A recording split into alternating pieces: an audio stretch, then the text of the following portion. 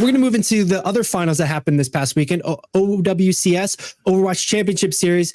The North American main event occurred, and it was a bit of a shakeup because after we filmed last week, we had a patch that came out that changed everything.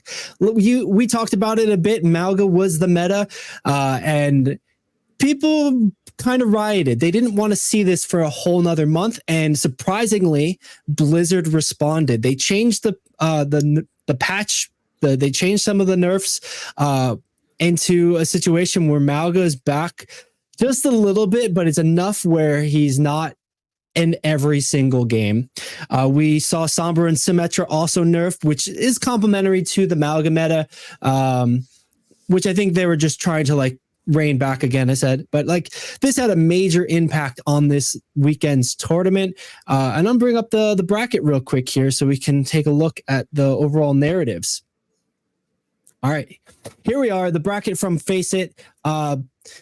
More or less, it was pretty standard affair if you just look at the winning teams, but there was a lot more behind the surface here. Toronto Defiant was the absolute favorite. They are a remnant of the OWL, and they have the power to pull players and the coaching and have the expertise, and they definitely showed it. This team was flexible and aggressive and dominant, and even more better, if that's even a correct phrase, the meta shifted into their favor. You know, every person has a character or hero that they lean into a bit more, that they're a specialist for, perhaps. And we definitely saw that with Sugar Free and Merit. Like, their one DPS is like a Sojourn like main, right? Like he's like Merit, one of the best Sojourns in the world. Yes, or the best Sojourn in the world. Yeah. So like, it was a spicy event, dude. It was like inviting one high school team to play kickball against a bunch of elementary school kids. It was messed up. Like, I swear to God, like Toronto Defiant should probably pay some like mental health bills for like the next like 2 weeks or something. Yeah, like because it did not seem fair. Like when I was like I watched a lot of their matches because like I've seen them in the finals, right? Like, yeah, we went and watched them in Philly.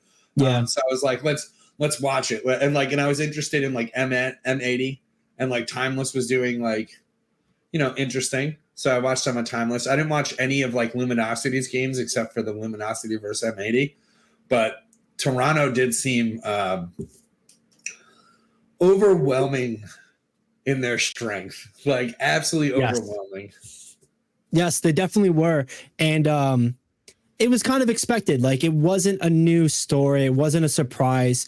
A lot of teams were going and expecting to be fighting for second place here and fighting for the second place points so that they could book their ticket to DreamHack in Austin. But I must say, we had some situations that were very interesting because especially here in this Timeless Toronto Defiant match, it went 3-2, went the full 5-map decision, Toronto coming up on top, but Timeless gave them a run for their money. Merit really showed up on the Sojourn with his 2 years in Overwatch League and probably the best Sojourn ever. I think he's the only person to get a triple kill with one shot with Sojourn in pro play.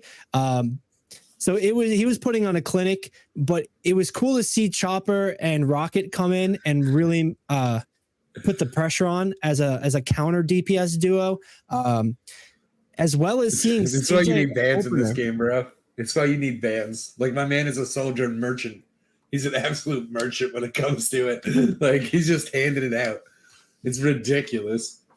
I was like a lot of the shots, like. It was impressive. It was super amazing to watch, honestly. Yeah. And like you said, when you have this sort of playground for a team that good, you get to see some fun situations happen. You get to see them flex a bit and go in on it.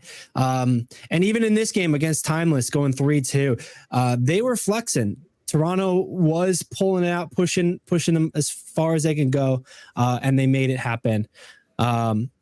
So the other storyline I want to talk about is that the final match, was it? Yes. M80 coming out and playing Toronto Defiant and like just getting 3-0'd, which is pretty disheartening.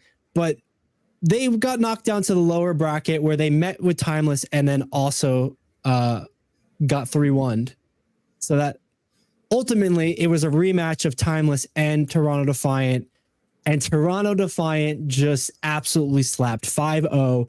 Not a single inch, no F's given. Yeah, I stopped after 2. I'm not even gonna lie to you. I stopped after 2. I literally said I don't even need to watch the rest of this. Like, That's fair. That's fair. I wasn't being entertained too much anymore because it didn't really. There was no like give and pull. Like there was nothing. Yeah. You know, like it really just felt like they were just sitting there and like, oh, yeah, we'll give you the point for a second, real quick, and then they take it tactical back. retreats.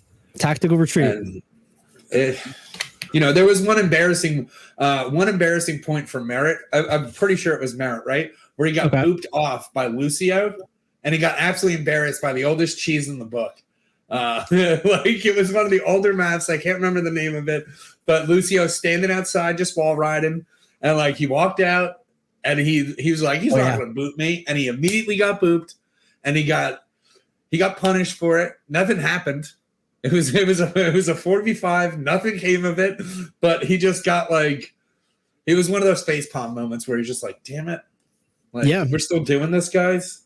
Like after so many years. The big thing when you see that too, I think the strength is the tank. Someone has been seeing some interviews and back behind the scenes stuff. Someone seems to be a great leader and really just orchestrating the talent in the moments of this. They don't sub people in. They just flex to the different characters, and they just do it pretty seamlessly. And so it's either just like a matter of like too strong skill issue for everybody else, or it's just a perfect meta for them.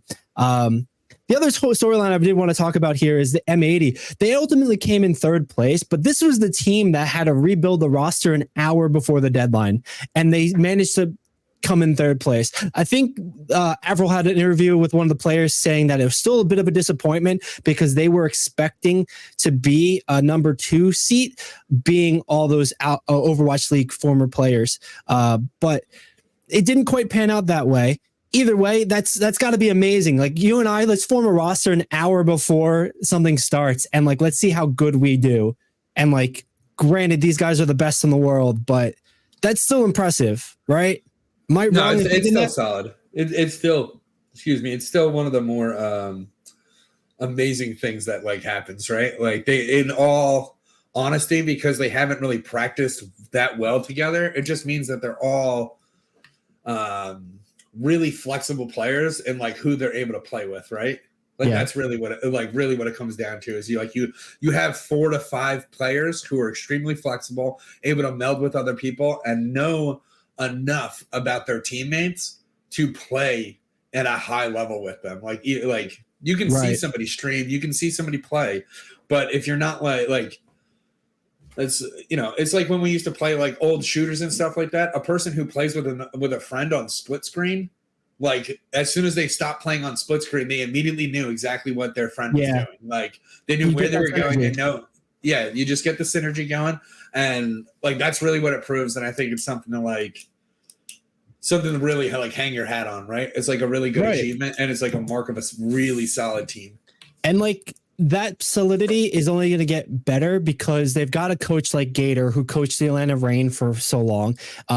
They have these pros, Hawk having so much experience and like just considered the best tank in North America with his versatility in general. I would like to see Hydron step up a bit because I know he gets some criticism about being a bit of a flake or a letdown, a fraud even, as some famous coaches like to call. But yeah, it's cool to see how like Pelican Hydron work together. It's cool to see how the support duo is coming back, and then it'll just be up from here in the next stage for them to try to garner more points, which at that point too, we got to talk about what's next for the OWCS. bit of a little flashbang on the screen here with the all white. But more or less, we're going to be heading into stage 2 before we go into the first major. It's going to be a 1 week, 2 week break. So no Overwatch this week. Next week will be open qualifiers, which I don't believe are going to be broadcasted. And then after that, that's when we're going to see 2 weeks off from Overwatch. And then we're going to get back into the group stages, the Swiss group stages, and then back into a tournament.